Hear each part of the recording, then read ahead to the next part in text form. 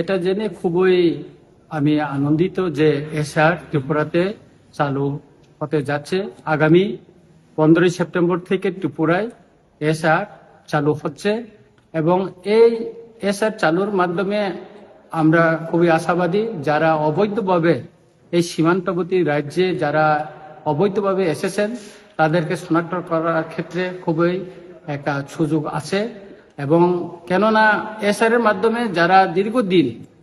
আমাদের এখানে অবৈধভাবে ভোটার তালিকায় নাম উঠিয়ে যারা এখানে বসবাস করছে, আমাদের অধিকারগুলি যারা কেড়ে নিচ্ছে, আমাদের অধিকার সহ সুযোগ সুবিধাগুলি যারা বুক করছে, তাদের এগেনস্টে এটা একটা বড় পদক্ষেপ নির্বাচন কমিশনের। এবং আমি আশা করি এই এসআর এর মাধ্যমে যারা অবৈধভাবে ত্রিপুরায় যারা বসবাস করছে তাদেরকে শনাক্ত করা যাবে এবং ইলিগেল মাইগ্রেন্টের যে আন্দোলনটা আমরা করেছি, যে আমাদের যে অধিকারের যারা সুবিধা নিয়ে এখানে বসবাস করছে, সেটাও আমরা